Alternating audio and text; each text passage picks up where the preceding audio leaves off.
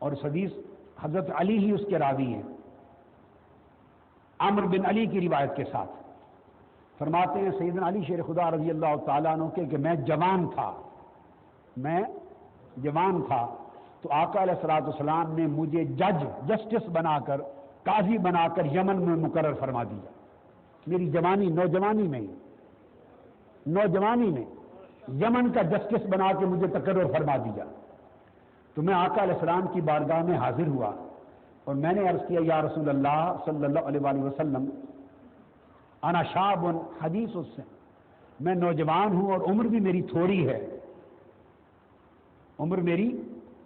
ہے، آپ یمن میں مجھے تقرر فرما کے روانہ فرما رہے ہیں تو وہاں مجھے فیصلے کرنے ہوں گے، میرا تجربہ بھی نہیں ہے، عمر بھی زیادہ نہیں ہے، تو کیا کروں؟ تو آقا علیہ السلام نے دعا کی، فرمایا ان اللہ سیہدی قلبک ویثبت لسانک. اے علی، اللہ تعالی ہمیشہ تیرے دل کو ہدایت دیتا رہے گا اور تیری زبان سے جو نکلے گا وہ درست و صحیح ہوگا، اس کو ثواب دے گا. فرمایا کہ اس دن کے بعد زندگی بھر کوئی مقدمہ میرے پاس ایسا نہیں آیا جس کا فیصلہ کرنے میں ایک لمحے کے لیے مجھے تردد ہوا.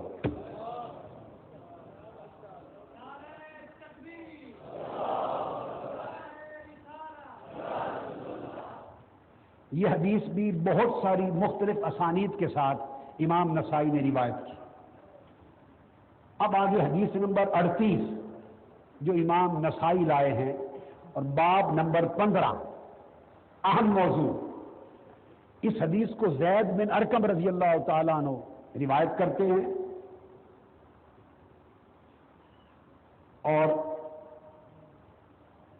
حضور صلی اللہ علیہ وآلہ وسلم نے جب مسجد نبوی چھوٹی تھی ابتدا میں اور ارد گرد صحابہ کرام کے گھر تھے تو بہت سے صحابہ کے گھروں کے دروازے مسجد نبوی کے صحن کی طرف اور صحن میں کھلتے تھے.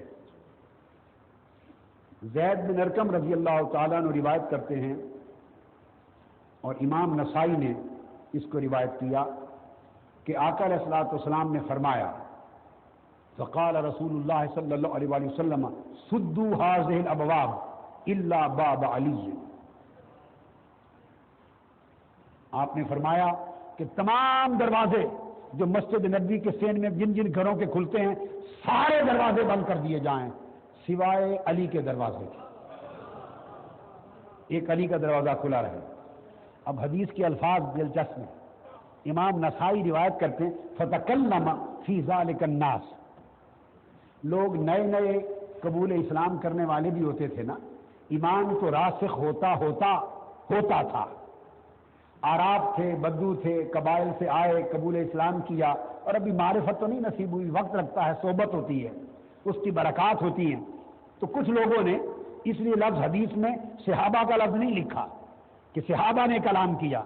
الناس، ایسے نئے آنے والے لوگ جن کو ابھی معرفت اور پختگی نہیں ہے، انہوں نے باتیں کی. یہ کیا ہوا؟ سب کے دروازے بند کرا دیے، ایک علی کا دروازہ کھلا ہے، وہ مسجد نبوی کے لیے کھولا رکھا. آقا علیہ السلام کی کان مبارک تک یہ بات پہنچ گئی.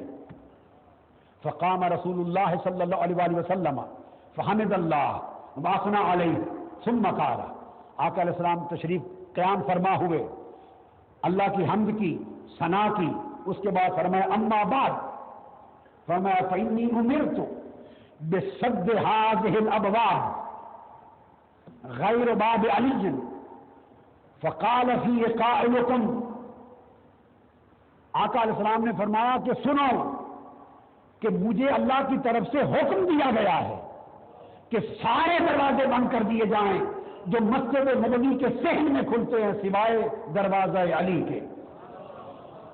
اور پھر آقا نے فرمایا کہ تم میں سے بعضوں نے بات کی ہے، تم میں سے بعضوں نے اس موضوع پر گفتگو کی ہے.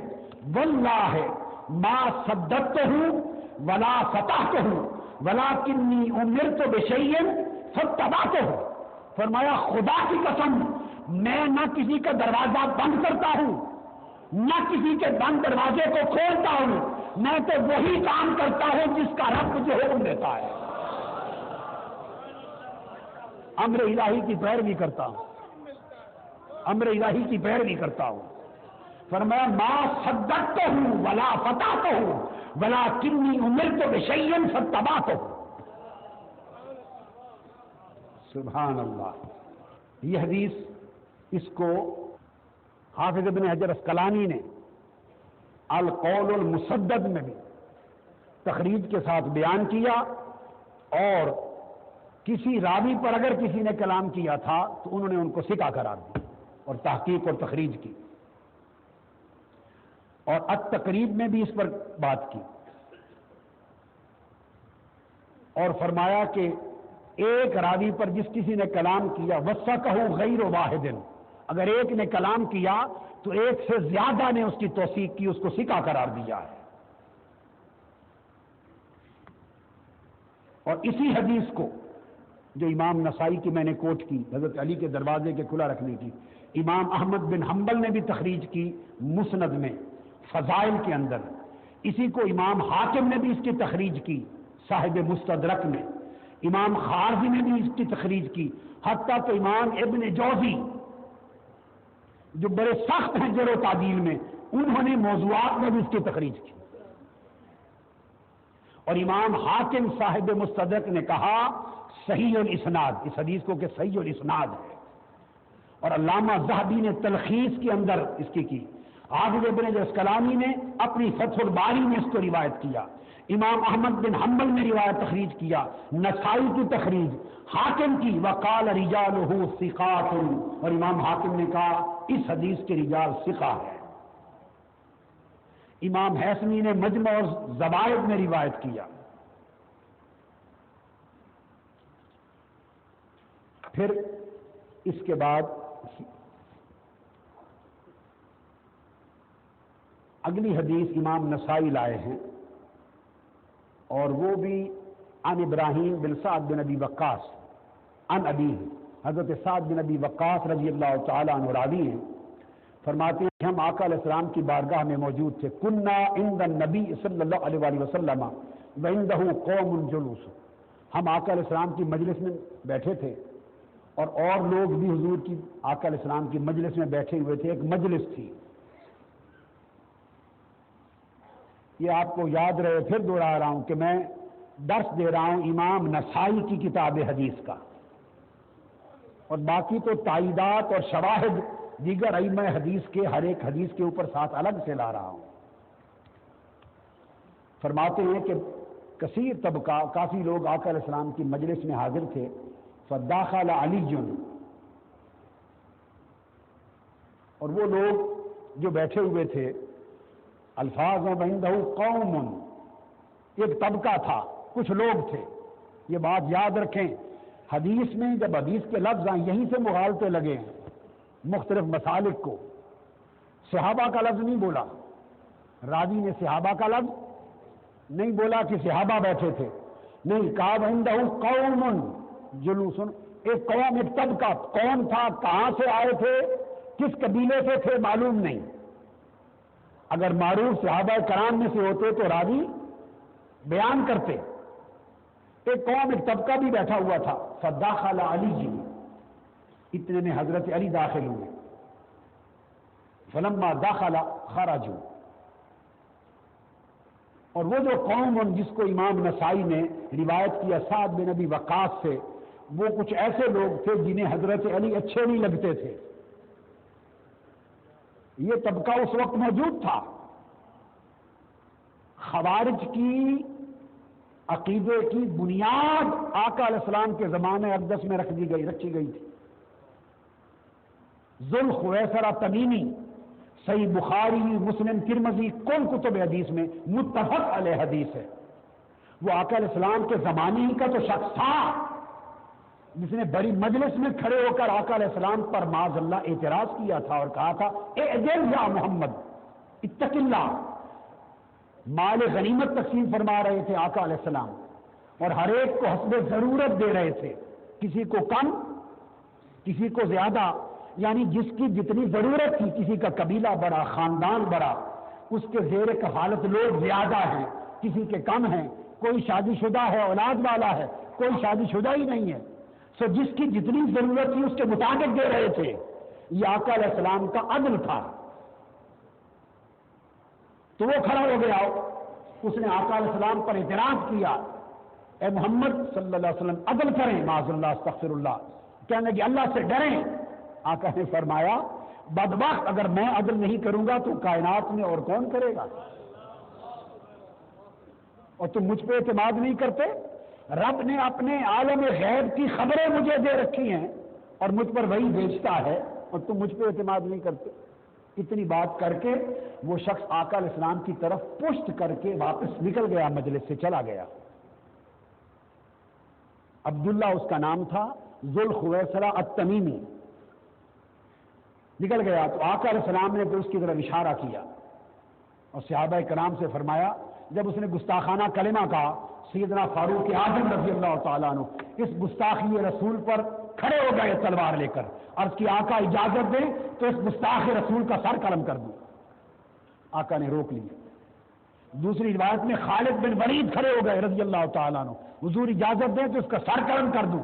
آقا علیہ السلام نے روک دیا اور پھر اس کی طرف اشارہ کیا, فرمایا اس کو پہچان لو, اس کی نشانیاں دیکھ لو. حضرت ابو سعید خدری رضی اللہ تعالیٰ عنہ حدیث کے راوی کہتے ہیں, اور حدیث متفق علیہ ہے. کیا متفق علیہ؟ جو کل احادیث صحیحہ کی صحیح تر حدیث ہوتی ہے. فرمایا دیکھ لو, اس شخص کی آنکھیں اندر کو دھسی ہوئی تھی, یہ صحابی بیان کرتے ہیں. اس کا ماتھا آگے ابھرا ہوا تھا, اس کے گالوں کی ہڈیاں ابھری ہوئی تھیں, اس کی داڑھی بڑی اور گھنی تھی, اس کے تہبند آدھی پنڈلی تک اوپر اٹھائے باندھے ہوئے تھے, آدھی پنڈلی اوپر کی ہوئی تھی, ننگی تھی. اتنا پابند تھا تہبند اٹھانے کا. اور پھر سر منڈوایا ہوا تھا, خوب منڈوایا ہوا تھا. یہ سب کچھ بخاری, مسلم, ترمذی متفق علیہ حدیث کے الفاظ ہیں. آقا علیہ السلام نے فرمایا اس کو دیکھ لو, اور آقا علیہ السلام نے فرمایا کہ اس کی نسل سے کون پیدا ہوگی, یعنی اس کے اتباع, اس کی پیروی کرنے والے, اس کے مشرب پر, اس کے طرز فکر پر, اس کے عقیدے کی پیروی کرنے والے, اس جیسی سوچ رکھنے والے. کیا سوچ؟ گستاخانہ سوچ, جسارت بارگاہ مصطفیٰ میں اعتراض کرنے کی. ایسی سوچ رکھنے والے لوگ پیدا ہوں گے, اور اتنی کثرت سے نمازیں پڑھیں گے کہ صحابہ کرام سے فرمایا کہ تم اپنی نمازیں ان کی نمازوں کے مقابلے میں کم دیکھو گے, حقیر جانو گے. اتنے روزے رکھیں گے کہ تمہیں اپنے روزے ان کے روزوں سے کم دکھائی دیں گے. اتنی قرآن کی تلاوت کریں گے, اتنے عمل کریں گے کہ تمہیں اپنے عمل کم دکھائی دیں گے.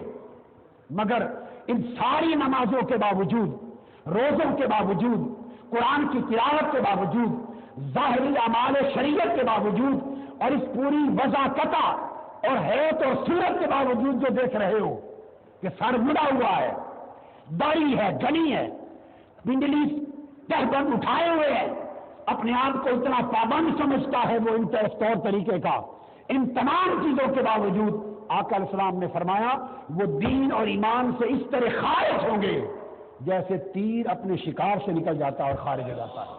پتہ یہ چلا میں نے صرف اسی ایک موضوع پر 60 احادیث جمع کی ہیں اپنی کتاب میں الانتباہ للخوارج والحرورہ. یہ حدیث کی کتاب ہے, 60 احادیث میں نے پوری جمع کی ہیں. اب آپ دیکھیے, ایک طرف اس کے اعمال بیان کیے جا رہے ہیں, اس کی وضع قطع شکل و صورت بیان ہو رہی ہے, ایک طرف تو یہ ہے. اور کہا کن کو جا رہا ہے؟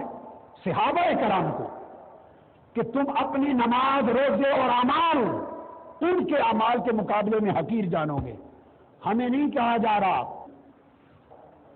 ہمیں نہیں, صحابہ کرام سے کہا جا رہا ہے.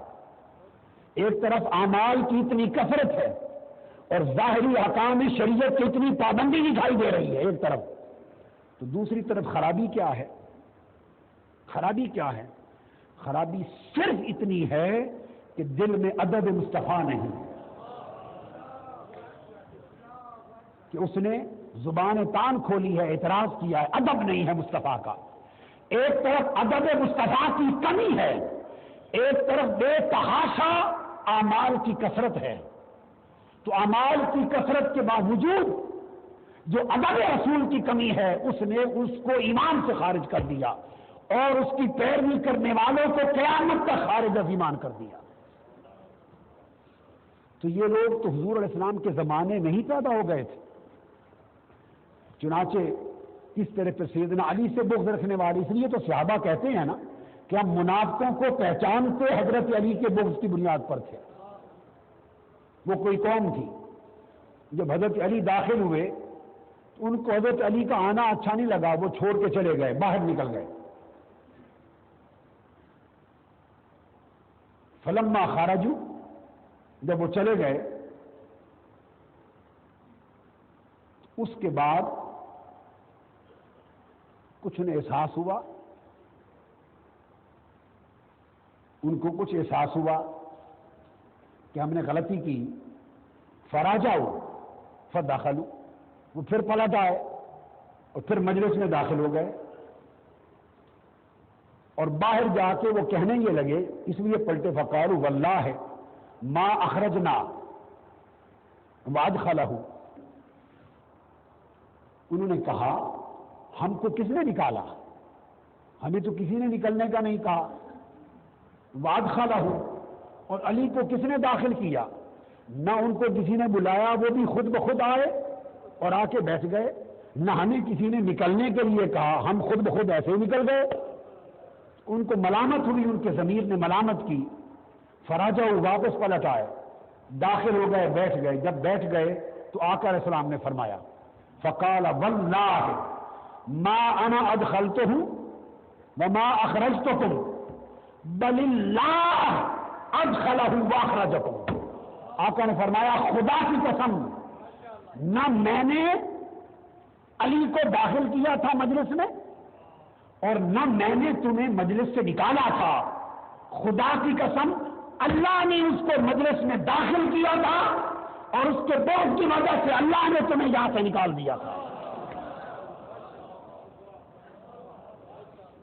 آقا نے فرمایا خدا کی قسم، قسم کھا کے، کہ نہ میں نے اس کو داخل کیا نہ میں نے تم کو نکالا، اللہ نے اس کو داخل کیا اور اللہ نے تم کو نکال دیا۔ اشارہ اس امر کی طرف تھا کہ جو دل میں بغض علی رکھتا ہے وہ کچہری مصطفیٰ سے نکال دیا جاتا ہے، وہ بارگاہ مصطفیٰ سے خارج کر دیا جاتا ہے۔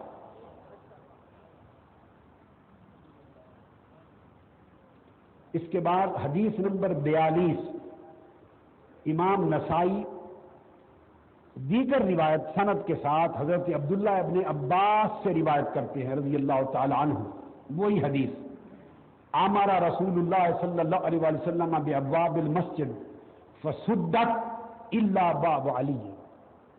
آپ روایت کرتے ہیں کہ آقا علیہ السلام نے تمام دروازے بند کروا دیے سوائے باب علی کے۔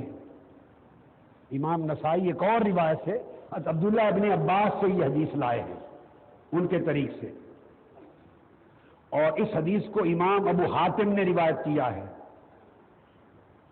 اور اس حدیث کو امام ترمذی نے بھی روایت کیا، اس کو امام ابو نعیم نے حلیہ میں بھی روایت کیا، اس کو امام طبرانی نے المعجم الکبیر میں بھی روایت کیا، الکامل میں بھی روایت کیا گیا اس حدیث کو اپنی اسانید کے ساتھ۔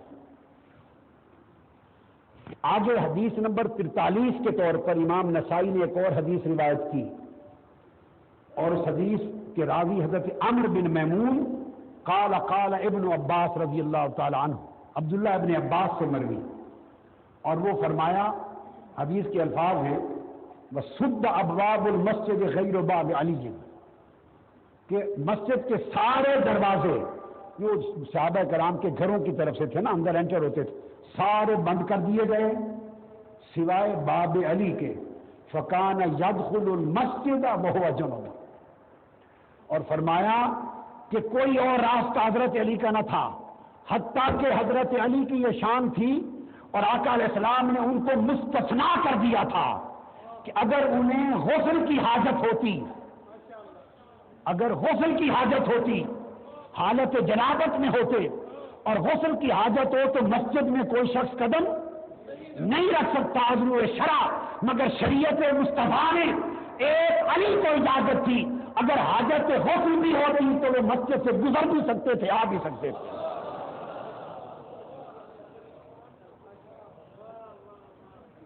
امام نسائی نے اس حدیث کو روایت کیا اور حدیث اپنے سند کے اعتبار سے حسن ہے، اور حسن اکثریت محدثین کے ہاں صحیح کے درجے میں تصور ہوتی ہے، حجت ہوتی ہے حدیث۔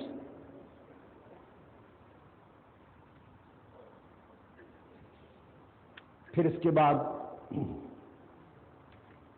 انہی احادیث کو انت منی بمنزلت ہارون من موسیٰ اور اس طرح کی دیگر بہت ساری دیگر اسانید کے ساتھ امام نسائی اس حدیث کو پھر اور لائے ہیں، جس میں دیگر محدثین کا طریقہ ہے ایک حدیث کا متن جتنی مختلف اسانید کے ساتھ ان کو ملتا ہے تو وہ تمام الگ الگ اسانید کے ساتھ ان کو روایت کرتے ہیں، تو تمام اسانید کو امام ترمذی نے جمع کیا ہے، کثرت کے ساتھ اسانید کو جمع کیا۔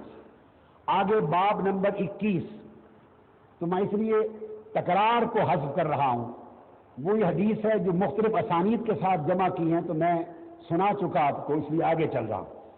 باب نمبر 21، اس کا عنوان بنایا امام نسائی نے۔ عنوان سنیے باب کا، عنوان سنیے باب نمبر 21 امام نسائی کا۔ فرماتے ہیں ذکر النبی صلی اللہ علیہ وآلہ وسلم علی منی وانا منہ،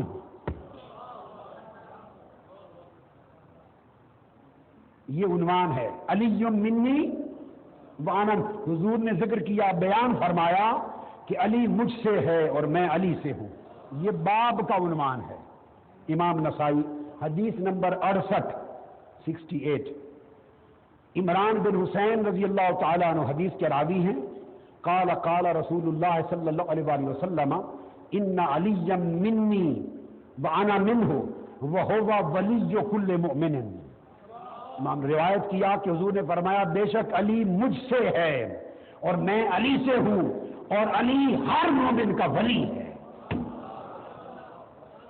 علی ہر مومن کا ولی ہے۔ یہ حدیث اس کی بھی سن لیجئے، اس کے اسناد صحیح حدیث ہے، اس حدیث کے سارے رجال ثقہ ہیں۔ اس کو امام ابن ابی عاصم نے بھی روایت کیا ہے، اور دیگر کتب حدیث میں بھی مختلف الفاظ کے ساتھ یہی حدیث آئی ہے کثرت کے ساتھ۔ دوسری روایت دوسری سند کے ساتھ امام نسائی نے روایت کیا ان الفاظ کے ساتھ، جس کو احمد بن سلیمان کے طریق پر روایت کیا۔ فرمایا سمعت رسول اللہ صلی اللہ علیہ وآلہ وسلم یقول علی منی وانا منہ، ہم نے سنا آقا فرماتے تھے کہ علی مجھ سے ہے اور میں علی سے ہوں۔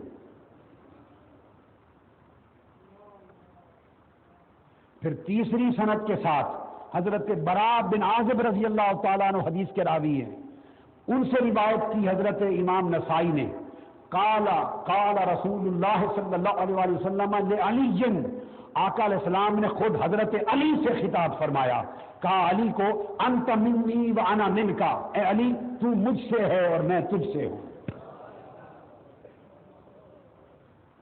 تو مجھ سے ہے اور میں تجھ سے ہوں۔ یہ حدیث اس کے اسناد بھی صحیح ہیں، اور یہ حدیث امام بخاری نے روایت کی، صحیح بخاری میں، طویل مضمون ہے امام بخاری کا، تو امام بخاری نے بھی روایت کیا اس حدیث کو۔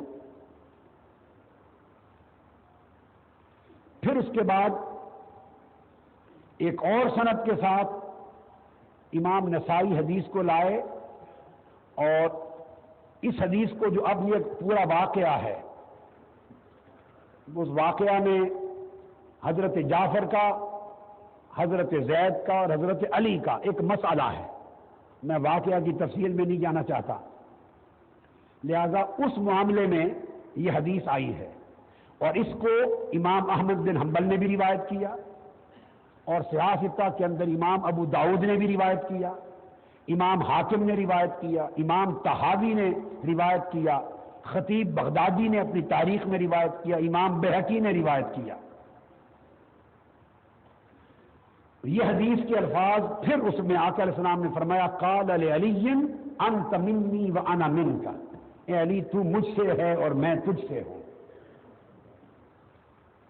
اس کے بعد حدیث نمبر 72 جس کو امام نسائی روایت کرتے ہیں، اور اس حدیث کے الفاظ میں جو عنوان ہے وہی کافی ہے۔ امام نسائی نے عنوان بیان کیا ہے باب نمبر 23 کا، علی کا نفسی، علی تو میری جان کی مانند ہے، علی میری جان کی مانند ہے۔ اب اپنے ایمان سے کہیے، جس ذات کو تاجدار کائنات صلی اللہ علیہ وسلم یہ فرمائے کہ تو میری جان کی مانند ہے، جو آدمی اس سے بغض رکھے تو بغض علی عین بغض مصطفیٰ ہے یا نہیں ہے؟ بولیے، بغض علی عین بغض مصطفیٰ ہے، اور بغض مصطفیٰ عین بغض خدا ہے۔ عداوت علی عین عداوت مصطفیٰ ہے، اور عداوت مصطفیٰ عین عداوت خدا ہے۔ اور اس کے برعکس حب علی انت منی وانا منک، حب علی حب مصطفیٰ ہے، اور حب مصطفیٰ خدا کی قسم حب خدا ہے۔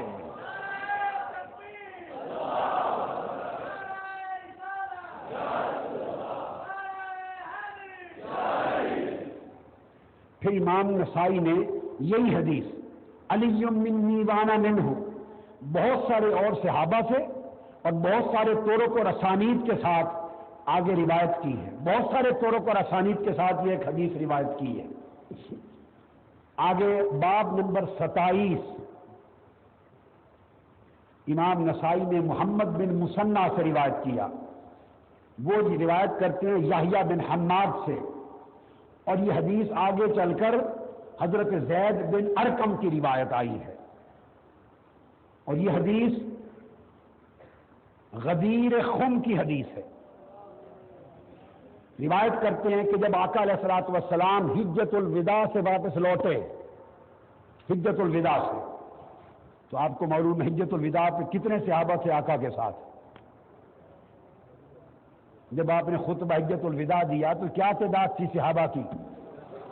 1,14,000 صحابہ تھے، اور تاریخ کی بعض کتابوں نے 1.25 لاکھ لکھا ہے، مگر کتب حدیث کے اندر صحت کے ساتھ 1,14,000 الگ تحقیق آیا ہے۔ 1.25 لاکھ صحابہ تھے۔ اب 1.25 لاکھ میں کتنے آقا علیہ السلام کے ساتھ آ رہے تھے اس کا تو کوئی تعداد نہیں گن سکتا، مگر حجۃ الوداع سے جب آقا علیہ السلام لوٹے، لما راجع رسول اللہ صلی اللہ علیہ وسلم عن حجۃ الوداع ونازل غدیر خم، آقا علیہ السلام غدیر خم کے مقام پر رک گئے، اترے، اور اتر کے آقا علیہ السلام نے سارے صحابہ کو جمع کیا، حکم فرمایا کہ منبر رکھا جائے، نماز پڑھی، نماز ادا کر کے منبر پہ قیام فرما ہوئے، اور قیام فرما ہو کر آقا علیہ السلام نے ارشاد فرمایا لوگوں صحابہ کرام سے، انی ترکت فیکم الثقلین،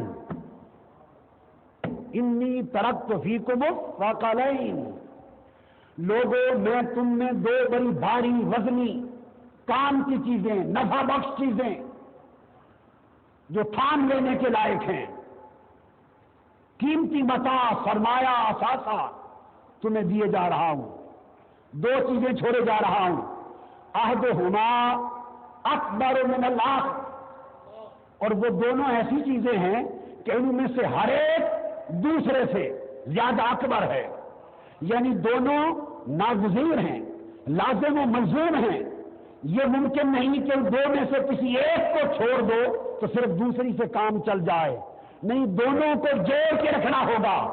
یہ فرمایا کتاب اللہ و عطرتی اہل بیتی، ایک چیز اس میں خدا کا قرآن ہے اور ایک چیز میری عطرت اور میری اہل بیت ہے، یہ 2 چیزیں چھوڑے جا رہا ہوں، ایک خدا کا قرآن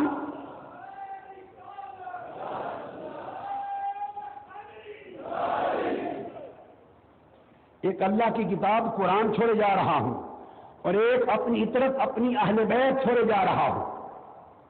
اور پھر آقا علیہ السلام نے فرمایا فانظروا کیف تخلفونی فیہما، اب دیکھنا غور کرنا کہ میرے بعد تم ان دونوں سے کیا سلوک کرتے ہو.